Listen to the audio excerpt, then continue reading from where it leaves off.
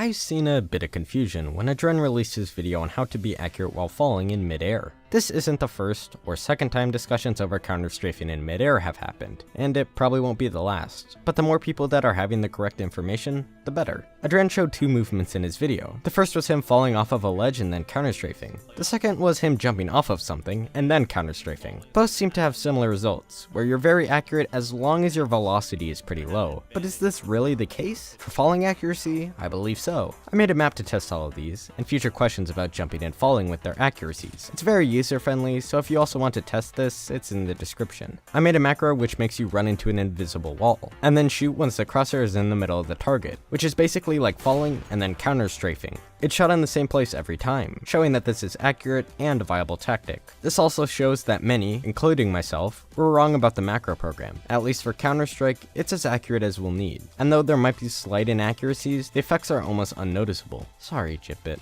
Next, I created a macro that did the same thing as the last one, except this time it jumps instead of falling off. The results were quite different. Last time, bullets almost always landed in the same place, but this time, not so much. Actually, looking at the numbers shows how inaccurate the jump really is. SlothSquadron, a guy that really knows his stuff in Counter-Strike, taught me about the accurate range statistic. This is determined, explained by the game, at the range you can hit a 30cm plate 100% of the time, except it's actually a 12-inch plate, or a circle for their calculations. Come on, Valve! Well, you find the radius of the circle in millimeters, and divide by the inaccuracy amount the gun has. And this is that accurate range in meters the gun has. For this video, all you need to know is that the farther the distance is, the more accurate the weapon is, because this means you can hit a plate from a farther distance every time. For falling and counter-strafing, the distance was 68.19 meters, and for jumping, it was 1.45 meters.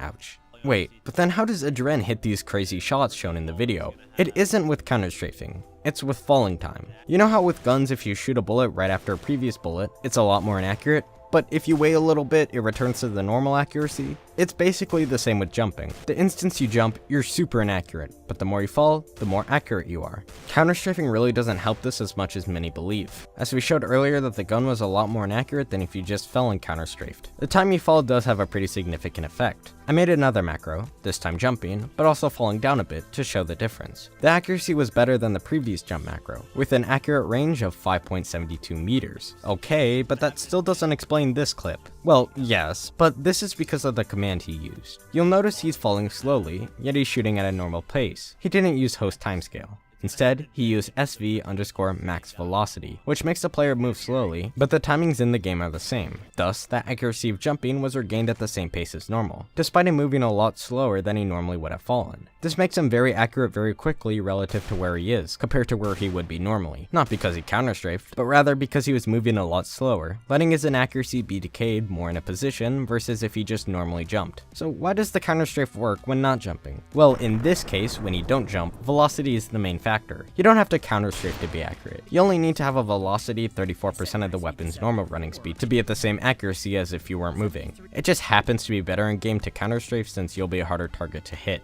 In conclusion, jumping and counter-strafing doesn't make you as accurate as just falling, because what makes jumping inaccurate isn't just movement inaccuracy, it's the inaccuracy you get actually from jumping. As time goes by, you gain back more accuracy, making longer falls more accurate. Adren was accurate in his video while jumping, not because it works, but because the command he used makes him very slow. But his inaccuracy decayed at the same rate as if he just jumped like normal. Just know that this only works in Counter-Strike.